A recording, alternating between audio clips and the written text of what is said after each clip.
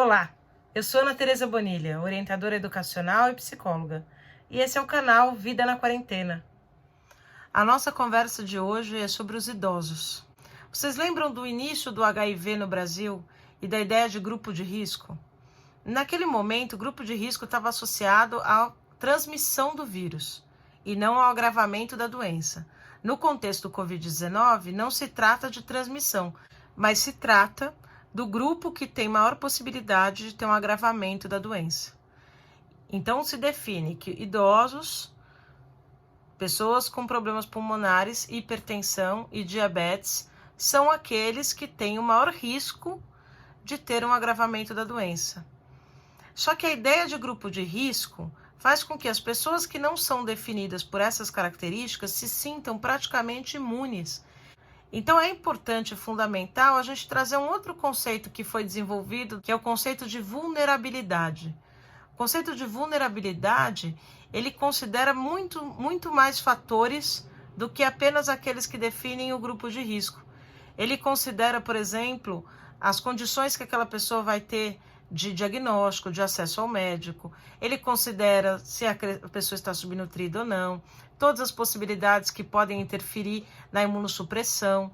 Ele considera, sim, a idade, mas não só, o isolamento social, né? Então, você vai trazendo, e aí todos nós somos vulneráveis à doença. E cada um pode ter um grau de vulnerabilidade naquele momento. Então, esse conceito, no meu entender, ele precisa ser resgatado com urgência. Porque eu tenho percebido que muita gente, até talvez de uma forma inconsciente para se proteger, diz, não, eu estou fazendo isso para cuidar dos outros, mas isso não tem tanto a ver comigo. Então, por favor, idosos, se comportem.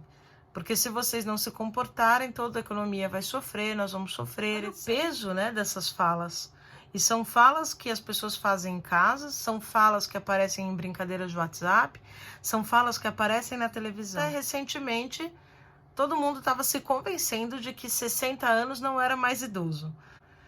Então agora, de repente, aquela pessoa que sempre teve uma crisezinha, né, de estar ali perto dos 60, começou a se sentir melhor, começou a sentir que os 60 eram os novos 40, e de repente isso some e 60 passa a ser de novo idoso com risco iminente de morrer com coronavírus. E não é fácil envelhecer, gente. Não é fácil, não. Muita gente relata no processo de envelhecimento que olha no espelho e não se reconhece. Que olha para o espelho, se sente jovem por dentro e o espelho não traduz isso. Que o corpo não responde mais àquilo que você quer fazer. Então é difícil lidar com isso. É difícil olhar para frente e ver menos tempo do que quando você lembra de alguma coisa. Não é fácil. E muitos idosos olham para os seus filhos ainda como crianças.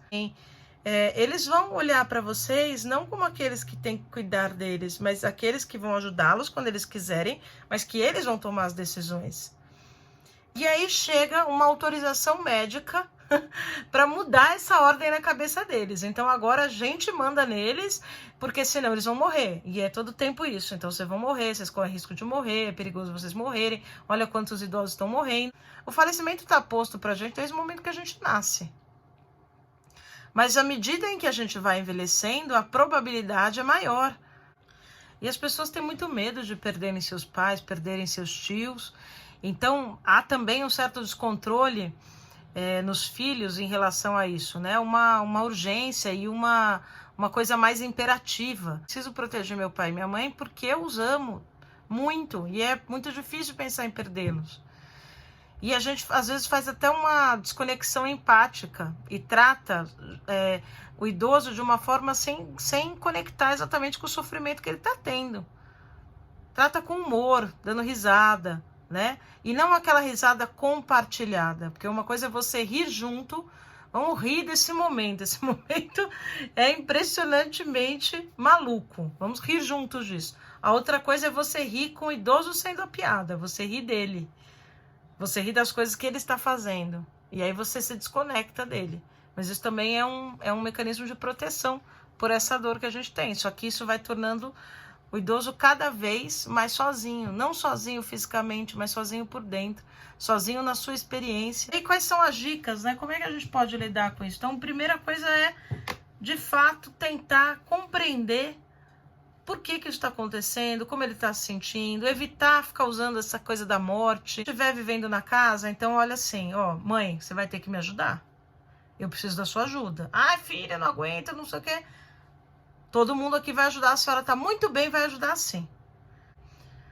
Se a pessoa está longe e a gente não pode tocar e não pode visitar, e esse é um cenário mais complicado, então é importante que a gente se faça presente. E muitas pessoas, e aí eu não estou falando das pessoas da faixa dos 60 anos e eventualmente nem dos 70, mas dos 80, têm extrema dificuldade com tecnologia.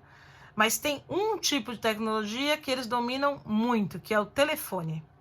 As pessoas às vezes não têm paciência com o tempo do idoso, mas agora é hora de ter. É hora de você... Não adianta você ficar na sua cabeça pensando, ai, minha mãe, tô preocupada com a minha mãe. Não. É enfrentar a sua própria angústia, ligar para sua mãe e dizer para ela, mãe, sabe o que eu tava lembrando? Lembra aquela vez? E é assim que a gente tira o idoso dessa realidade aqui e leva para um momento bom. Porque se você não pode tirar o idoso da casa dele, se você não pode ir lá, e ele liga a televisão e só fica vendo esse tipo de coisa, você vai trazer um outro mundo que está dentro dele. E é um mundo que traz muitas lembranças boas, engraçadas e felizes. Quem for levar compras, né, para o idoso, vai levar compras, faz uma cartinha, pede para o filho, para a filha fazerem um desenho, passa, dá uma espreada com álcool ali, fecha tudo bonitinho, passa álcool antes, fecha tudo bonitinho e vai colocar junto com as compras. Do mesmo jeito que ele vai ter que cuidar para não se infectar com as compras, ele também vai cuidar para não se infectar com a cartinha. Mas a carta tem um peso muito importante, porque ela é concreta e ela é algo que era muito frequente quando eles eram jovens. E eles podem revisitar, eles podem guardar, eles podem pegar.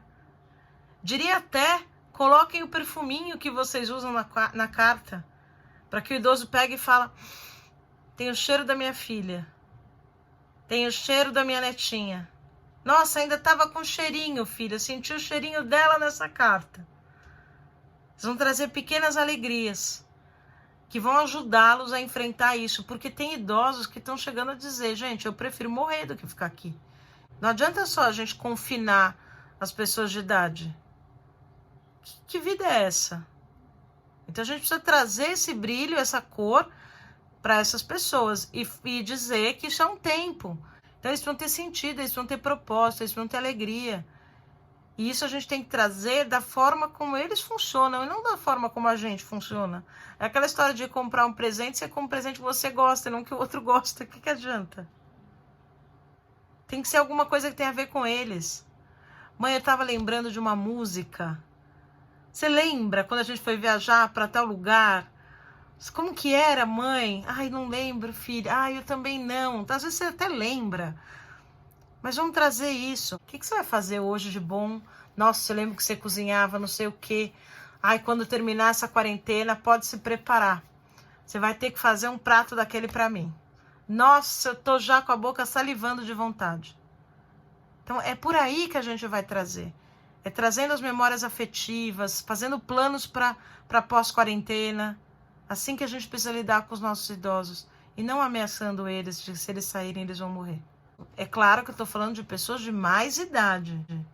A gente tem que considerar que nesse grupo também tem pessoas de 60, 70 anos muito ativas, líderes em suas corporações, líderes até em governo, matriarcas e patriarcas da família. É um cenário completamente diferente. É um cenário muito, muito diferente desse que eu estou falando. Eu estou falando de uma outra situação, em que a pessoa já não tem mais esse dia a dia tão produtivo. Ou que ela está nesse processo de transição. E que agora com a Covid-19, de repente, isso é forçado, isso acontece de maneira mais abrupta e ela aí se sente um peso para a sociedade. A gente não pode fazer isso com os nossos idosos. Eles são a nossa sabedoria. São eles que têm um olhar alargado, que conseguem ver as coisas em perspectivas. A gente tem que ouvi-los nesse momento. Entender como eles estão pensando e sentindo tudo isso. Se você achou que esse vídeo pode ajudar alguém, por favor, curta e compartilhe. E eu queria convidá-los amanhã para assistir outro vídeo que vai ser Sextou. Vamos falar de coisas boas e boas ações que têm ocorrido nesses tempos de quarentena, boas ideias que as pessoas têm trazido e têm realizado e têm até se realizado nesse próprio processo de ajudar o outro na quarentena. Um abraço e até amanhã.